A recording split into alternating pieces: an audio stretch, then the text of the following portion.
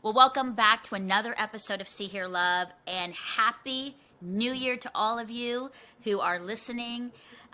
This is a special show because I have a great woman with us, Lysa TerKeurst. Welcome and Happy New Year. Thank you. Happy New Year to you too. I cannot believe it's 2022. Where does the time go? But I know. um, I say the same there's thing. there's just something so special, I think, about the new year, and it's the time that we're more motivated than ever to make changes that we probably should have made in March, April, May, June, That's, October, November of last year. But it just seems like, hey, this is a clean start, and so I'm really excited. I love New Year's. yeah, me too. And before we start, Lisa, I just wanted to say this. And I think it's just a moment that I've been wanting to say this to you for a long time, just to affirm you as a woman, as a leader, and thank you so much for your leadership and honesty as you've navigated some really difficult things through the years of your cancer journey and your marriage. And so I just wanted to say before we begin, just thank you for your vulnerability and just sharing with us as women around the world your life and your learning. So I just wanted to say that and appreciate you, your ministry, and just we're cheering you on here in Canada. Thank you. That means a lot. It really does. And, I made a commitment when I started getting into ministry that I never wanted to stand on the stage and think that the spotlight would fix any of my insecurities, because the reality is the spotlight just exposes whatever we're walking through and whatever we're carrying, and oftentimes the spotlight can expose our most unhealed places. Yeah. And so I think for me, the vulnerability and the drive for authenticity is, if someone's interacting with me sitting at my kitchen table, I want them to find the same person that they see on stage, that they read in the books. And that's just really important to me. That doesn't mean that I don't keep some things private. There's a big difference between privacy and secrecy. Secrecy is for the purpose of hiding something, but privacy is for the purpose of healing. And so it is possible to remain private about some things, but also to be authentic and vulnerable. And so, yeah, I think some of us think that integrity should be perfection. I think integrity is honorable vulnerability before God, That's good. not perfection. No, that's good. And I remember, the last time that I sat and talked with you, I think it's 12 to 15 years ago when we were on another women's show called Full Circle, and you were sharing about your life as well. And I don't know if you knew this, but during that time, I was going through sort of this secret of my own breakdown of my marriage, and eventually him choosing to leave, and then me publicly having to share on national TV that my marriage had ended. And I remember going through that, and yet, I think I'm so thankful for safe and wonderful women in community who had my back, like did not let me, the arrows and the gossip and the whispers were being flung, and they literally stood around and protected me. So, and I've seen that too with you, just how strong you've been with so many people talking. And so I just wanted to affirm that to you, and just thank you. You've been such a great and gracious example of how to navigate through some tough things. So Well, thank thank you. you. And I'm still walking through some really tough things. I think I would love to be able to say that my life now is just tied up in a neat, nice bow, but it's not. Things are still hard. Things are complicated, and I think one of my favorite places to turn to in Scripture is Matthew chapter 5, when Jesus teaches us the Beatitudes. And I think sometimes when we look at the Beatitudes, we think of those as separate categories of people, like blessed are you if you're poor in spirit, blessed are you if you're mourning, blessed are you if you are pure in heart, blessed are you if you hunger and thirst against right, for righteousness. But when I really looked at Matthew 5 and started thinking, how does this apply to my life now, I found that the poor in spirit there is just that you've been in pain for so long that you are utterly exhausted either emotionally, physically, spiritually, financially, relationally, or it could be all at the same time. And because all of us find ourselves in that, if you take a look at the Beatitudes and look, they're actually, I think what Jesus is actually unpacking are the stages you go through when you're very broken. So it's like, blessed are you when you are brokenhearted, poor in spirit, and you will mourn, right? Yeah. And then you will be made more meek, more gentle, more humble. Meekness is not weakness. It's actually a position of great strength.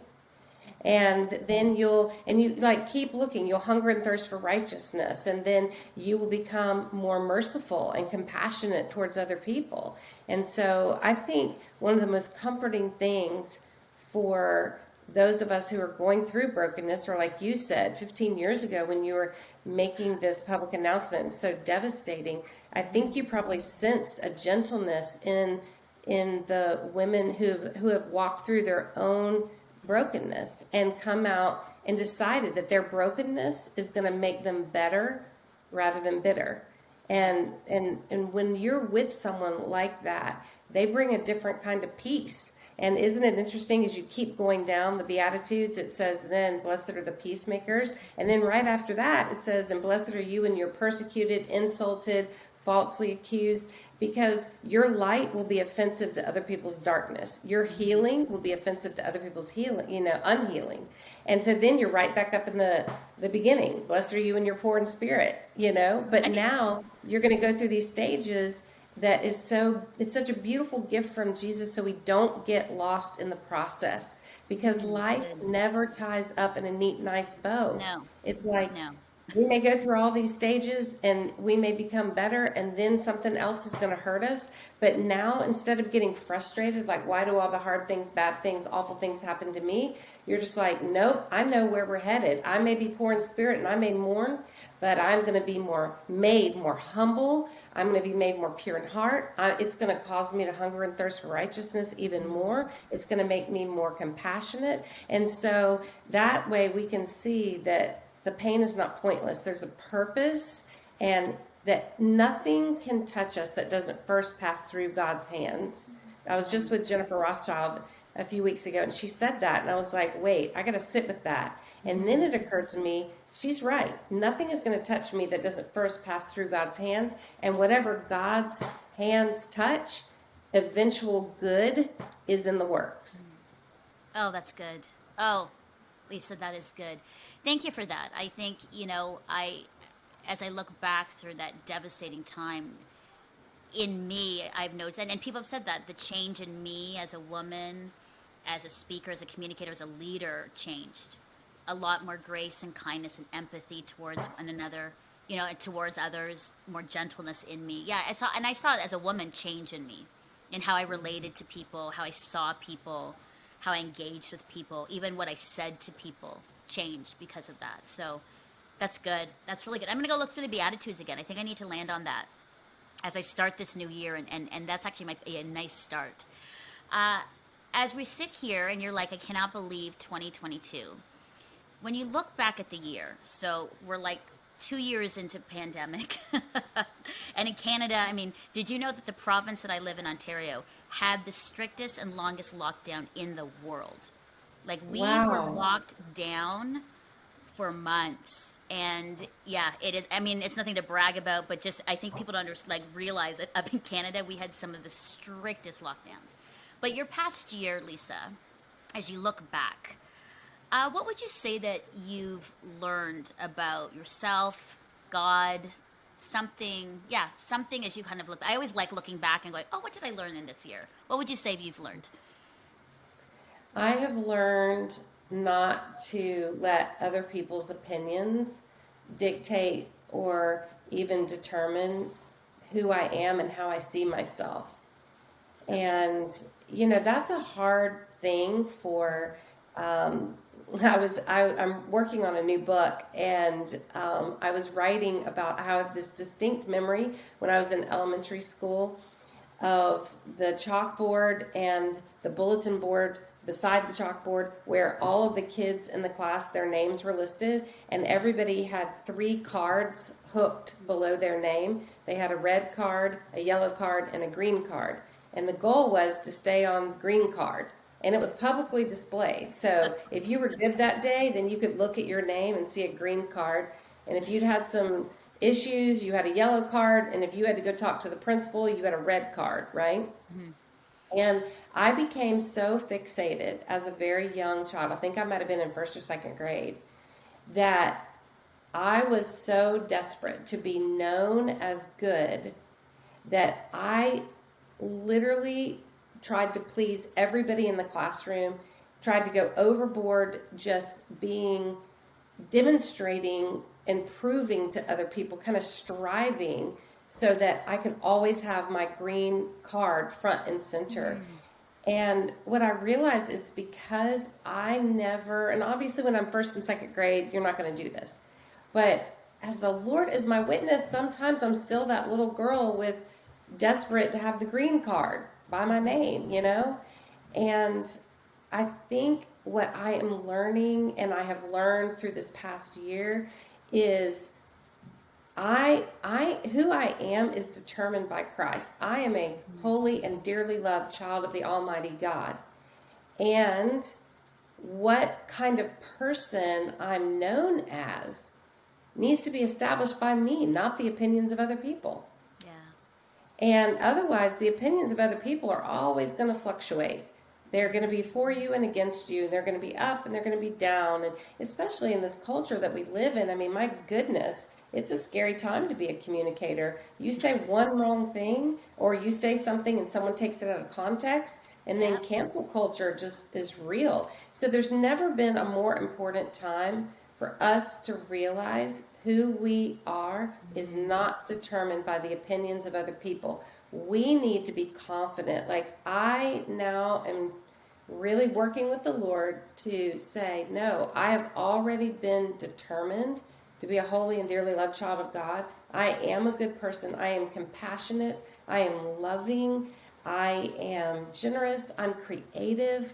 And I cannot let the opinions of other people get inside the core of who I am and make me question that. I can be held accountable and I can certainly be challenged. But at the core of who I am, I need to know who I am, be confident that God has confirmed who I am, and I need to walk in that. And then I need to be patient and loving with other people's opinions, because usually they're demonstrating that either they have been hurt and they're perpetuating that hurt, or that they need some compassion and I need to give them that compassion. And maybe sometimes it's both. And so I think I'm just learning to have a little more patience with myself, that I'm still a good person even when I make mistakes. I'm still a good person even when other people's opinions of me fluctuate. I'm still a good person even when hard stuff happens in life that I didn't want and I didn't see coming. And at the end of the day, I am the Imago Dei. I am a reflection, an image bearer of God. And that's who I am. So good, Lysa. That is so good. I remember one of the things that I was challenged by a great therapist who was good and honest with me, was that I lived in the opinions of others. So I was a chameleon. I could become whoever people wanted me to be, so that the deep part of the people pleasing and wanting to be accepted came into this multiple hats, chameleon, and trying to be loved by everybody and trying to be the person that people wanted me to be. Well, A, that's exhausting. B, I failed. C, at one point I didn't even know who I was. And it was the long journey of understanding, kind of back to Melinda, created by God, beloved by God as me, and not having to chase after multiple different groups of people who wanted me to be something else. And that's even within a Christian context too. I mean, this is, from family to colleagues to ministry people to all of the groups. So that's great. That's a great learning. That's something I think all of us need to kind of take a moment and go, what's motivating me, and how do I see myself, and being at peace with that. I like that word, peace, Lysa. So we looked at the learning, and then looking ahead. So whether, at least it's a word, or who you want to become as we're becoming, What would you say as you look at 2022, your hope for yourself as you look ahead? My hope for myself in 2022 is to stop being attached to outcomes of my own making Mm. to the degree that I stop thinking that my way surely is God's way, and then trying to hold God accountable to an outcome that I think needs to happen and that I think is best. When in reality, we serve a really big God who knows every bit of what's happening. You know, we only typically see what's happening right in front of us, but simultaneously we know, because Ephesians 6 tells us, for our struggle is not against flesh and blood, it's against the evil forces that hover in the heavenly realms. And so there's the physical reality that's happening, and then there's a spiritual reality happening simultaneously.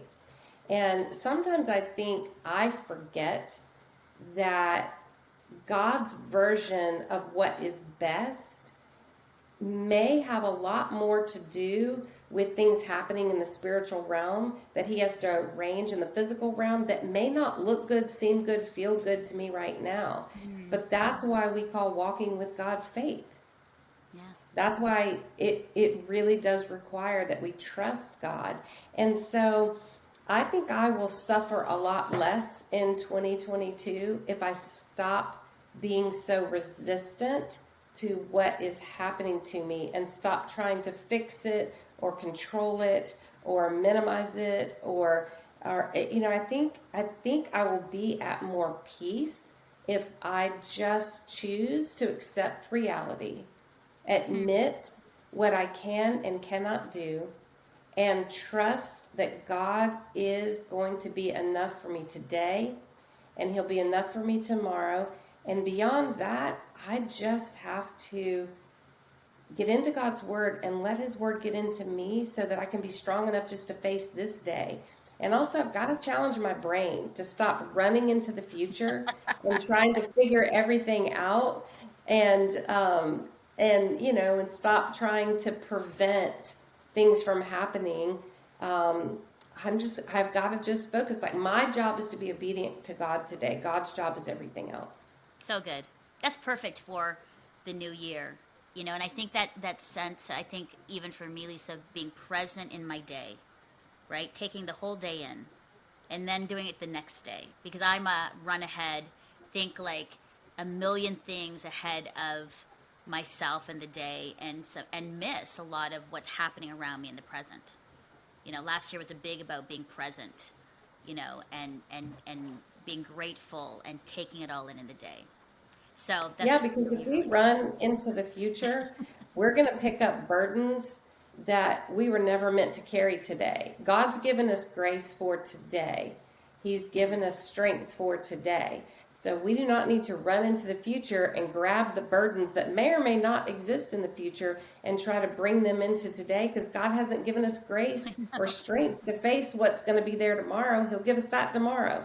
Yeah. And so he has given us exactly what we need for today. And that's what I'm really trying to stay focused on. And it's not that we don't strategize, or it's not that we're, you know, like, there are safety measures we put in place today so that we can be healthy and sustainable for tomorrow, but we don't need to carry the burdens of tomorrow.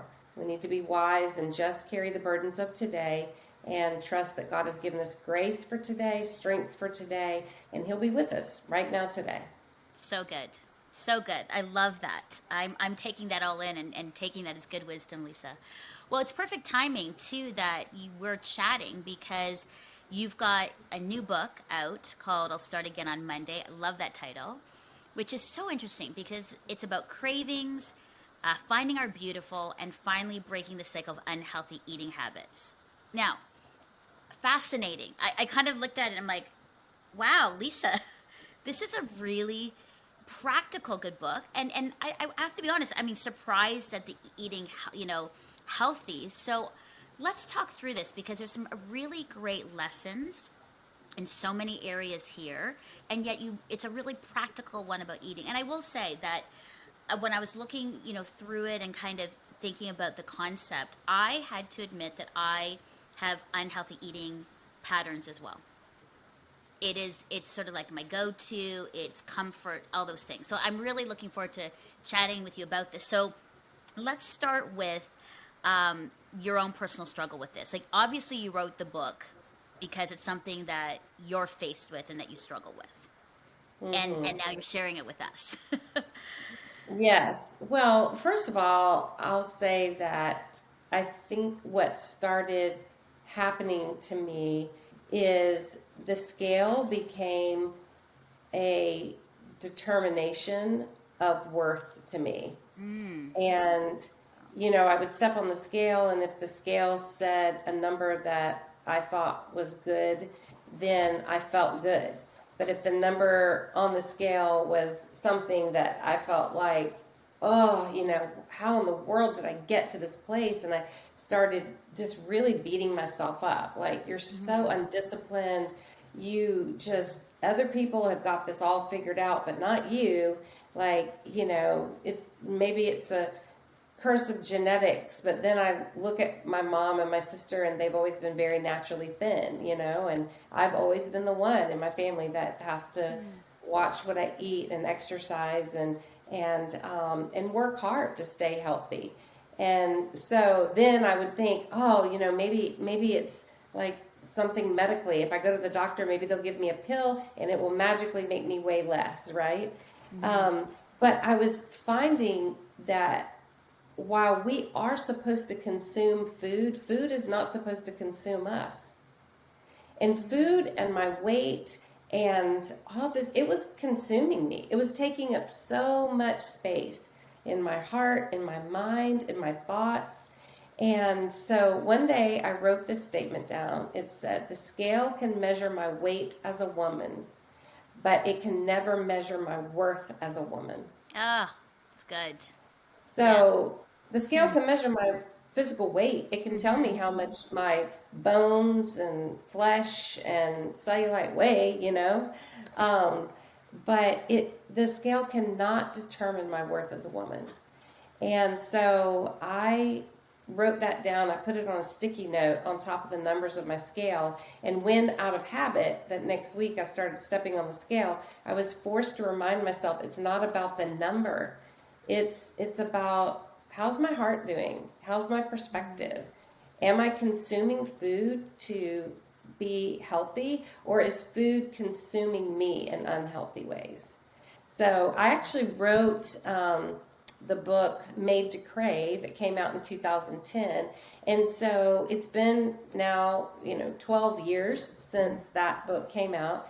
And so we decided to take that book and the best of it and condense it and add some new things, sort of update it, and then put this out. And maybe for people, if you don't like to read like a massive book, you'll like this one because you'll get the best of what was in Made to Crave, but you'll get it in a quick format with the same authenticity and vulnerability and admission of my own struggles with this. And I think it's a good companion when you're wanting to make healthy choices. So again, this is not about being skinny or trying to get skinny. It's not about that. This is really about paying attention to what God intended food to do for us and keeping that in check. And also just reminding ourselves daily that that food is to be enjoyed. Food is to be used in community.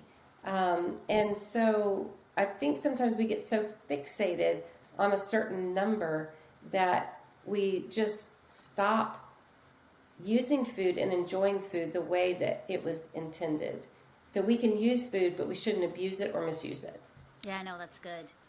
And you're right. I mean, food is so much a part of community. Like a lot of my girlfriend outings are around food and table. We're all about table. My church is, we're a culture of table where we gather together. I mean, it's so much of that. So I like that thought because it's not that, obviously we're going to eat and enjoy food, but we don't want food to consume us. Now, in it, too, I found this interesting, and I think that's from your book in the past about, you say that we were made to crave, what do you mean? Because, craving chocolate, are you sweet or savory is always the question. Do you crave chocolate or do you crave chips? Are you craving pasta because you need carbs? Or are you craving like a good gelato or ice cream? Like, we use that language, like craving, because it's this deep, I desire this and right now I need it. So you say that we were made to crave, but how do you balance that out? So like you say, the craving doesn't lead you into in destructive behavior patterns or consumption. Well, I think when we talk about our desires or our cravings, there's a certain intensity built into it. Mm-hmm. It's no longer just that I want something. We start saying, I need something, or I must have something. So you can see the intensity. It's like, I like something to, I need something to, I must have something. And I think that we have to pay attention to the way we're verbalizing our desires and our longings and our cravings. And I think that'll give us a real indication if we are looking to food to satisfy something that food was never meant to satisfy. So food can satisfy our stomach, but food can never get down into our soul and satisfy us there. Mm-hmm. And when I take a lot of whatever I'm studying back to Genesis, especially Genesis chapters 1, 2, and 3. And when I looked at what happened with Eve, I became absolutely fascinated that the scripture tells us in Genesis chapter 2 that God placed Adam and then eventually created Eve and placed her in this garden full of trees. And all of the trees in the garden had fruit on it that was good for food and pleasing to the eye. And God spoke to them in freedom. Like God said to Adam in freedom, in a language of freedom, he said, you are free to eat from any of the trees in the garden. Just not this one tree in the center of the garden. This tree of the knowledge of good and evil. And so it became fascinating to me that when Eve was looking at this tree, oftentimes we steer where we stare. And so she was staring at the tree of the knowledge of good and evil and the fruit that was on this tree. And she's rationalizing it, of course, with the help of the serpent. Oh, you will not die. And kind of giving this impression that God's holding out on you. Like, you're not going to die. You're going to become more like God. And that's good, right? And so she steers where she stares, right? To the very thing that God said, you're free to do all of this, just not this, right? Mm-hmm. And she looks at that fruit of the tree of the knowledge of good and evil, and she says that it was pleasing to the eye and also desirable for food, and also desirable for giving her wisdom. Mm-hmm. Now, that tree was never supposed to give Eve wisdom. God said, don't partake of this tree. Yeah. And so she was looking at a tree to provide her something that God had already given her in absolute appropriate measures. God had already given Adam and Eve all the wisdom that they ever needed to handle the life that he had entrusted to them. But Eve wanted more. She wanted the knowledge of good and evil. And though she was surrounded by fruit that was pleasing to the eye and good for food, she looked at the one fruit she wasn't had and she said, this is amazing. It is so pleasing to the eye and it is so good for food. And it will give me something beyond what God has already given me. And she took some and she ate it and she gave some to her husband who was right there with her. Mm-hmm. And he ate it. And then when he ate it, the eyes of both of them were opened and they realized they were naked. And that's when they started covering, shaming, blaming, hiding from God and all of that.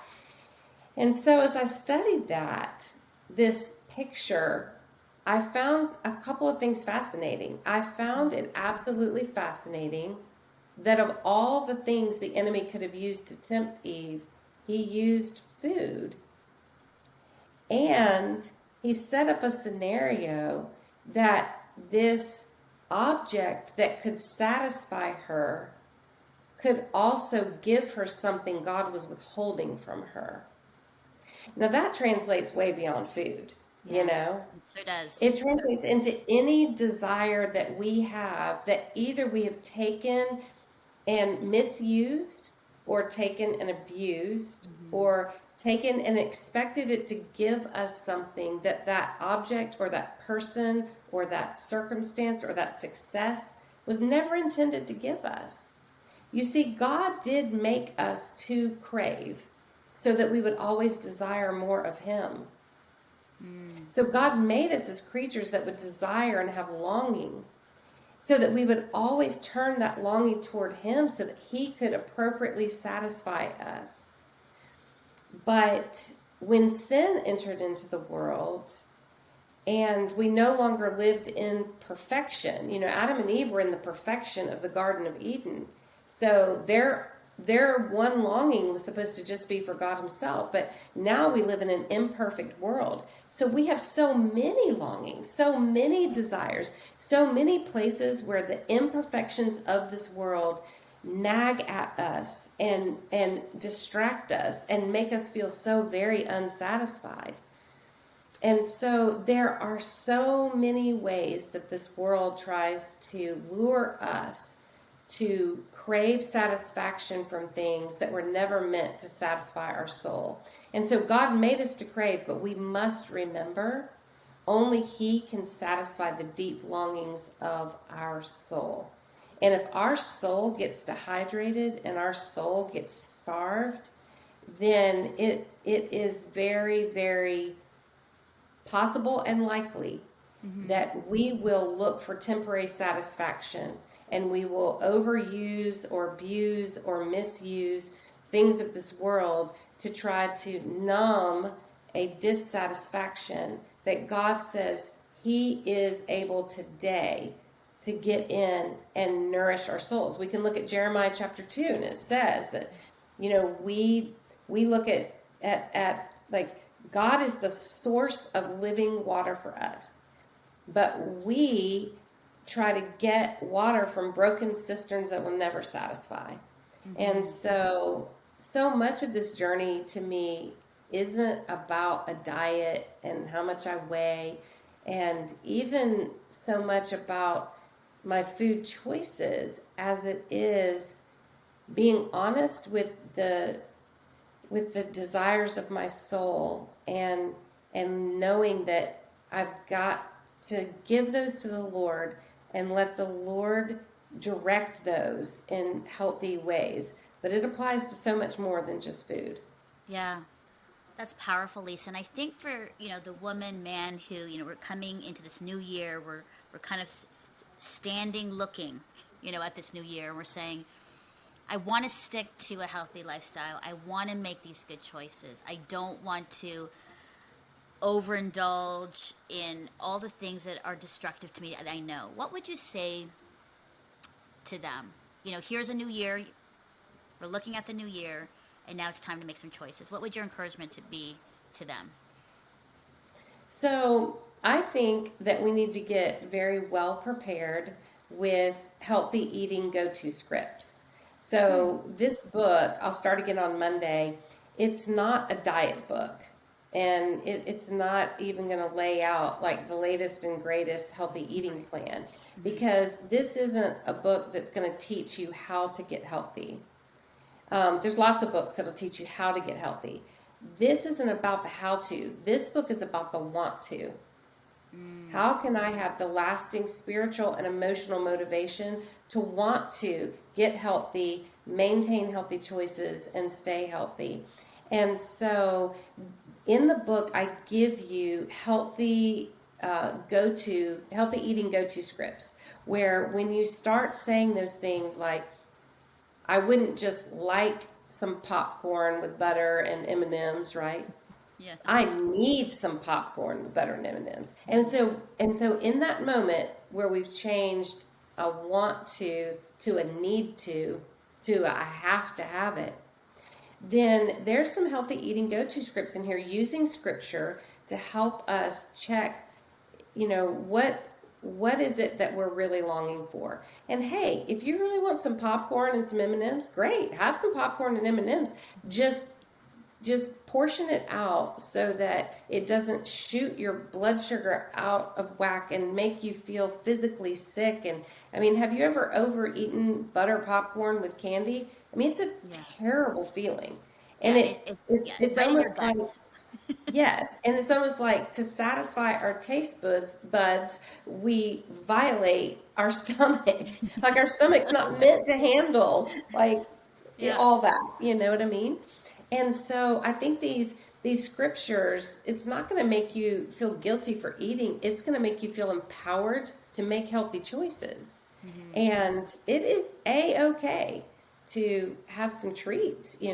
It's just we don't want to become so oversaturated with treats that we send our body into cravings that just are going to lead us to feeling terrible, gaining weight, and all of that. And so it really is more about managing our thoughts and more about using truth to guide us than it is about that number on the scale, for sure.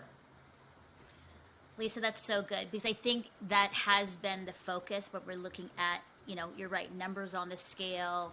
And then when we fail, we get so, we're so hard on ourselves. But I like what you're saying. It's actually, and I think there's some intentional thoughtfulness that we need to take for ourselves rather than like rushing through life and just responding and reacting. This is about actually being thoughtful. Like maybe the next few days as you start the new year, like sit down, read your book. Let's make a plan. Let's make some choices. Let's write out some prayers. And I always say that, Lysa, it's like we have to make good choices. We can't just think life is going to happen when we don't do anything. Things don't Right. change unless we make healthy choices for ourselves. And I'm a big believer in that. When I speak, I'm always like, women, young people, we have to make choices. You cannot sit and think everything's going to be great by you doing nothing. So I'm really That's right. encouraged by that. I'm really encouraged by that. Thanks. Well, I'm encouraged by it too because I really feel like we are empowered by Christ and the Holy Spirit in us, right? And so we need to live empowered lives. We don't need to live defeated lives. Right. And I have felt defeated so many days because of my food choices. And I just think, no, like, again, I am designed to consume food, but food is not supposed to consume me. And so I don't need to live in this defeated mindset because what starts just with like, oh, I feel so defeated, look how much I ate or look what I ate or I feel so blah, we're not supposed to feel defeated because if we feel defeated, we'll start to live defeated and it leaks into the thoughts about other aspects of our lives. Right. But if I feel empowered, then I'm going to live empowered and I'm going to approach everything else with a different kind of godly confidence and a different kind of godly assurance. And also think about our mood. Food directly affects our mood. And whether or not we drink water directly affects us too. I've done some research, and research shows that if we feel anxious, if we will just drink 4 ounces of water, 4 ounces of water will help calm down our anxiety. So drink 4 ounces of water, give yourself 20 minutes, because when you're triggered in the part of your brain, the amygdala that stores our trauma and those really strong feelings of fight, flight, freeze, if you get triggered in that and you feel super anxious, give yourself 20 minutes for that prefrontal cortex to kick back on, the logical part of your brain to kick back on. Drink the 4 ounces of water so you can bring some of that anxiety down, and go outside and just remind yourself like the sky is not falling. But if instead of that, like if we're reaching for 4 ounces of Coke, Coca-Cola or Pepsi or soda every time we feel anxious, well, that caffeine is just going to make us feel more anxious.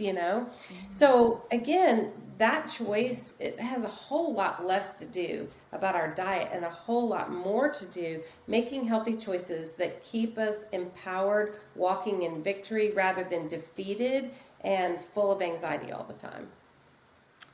Lysa, thank you so much. That is a perfect message as we kick off our new year. I so appreciate, again, just your openness about your own struggles, and then writing a book on this and helping us. And I love it. You have so much great wisdom there. So thank you. And I hope you have a great year. We're cheering for you. I think this year is going to be a good year. I think even for me, lots of new learnings, and I have some, great hopes for this year. So we'll be praying for you and cheering you on in your ministry and in your work. And so thank you so much for being with us today. Well, thank you. That's a gift, and I receive it and treasure it. So thanks so much. It's been an honor to be with you.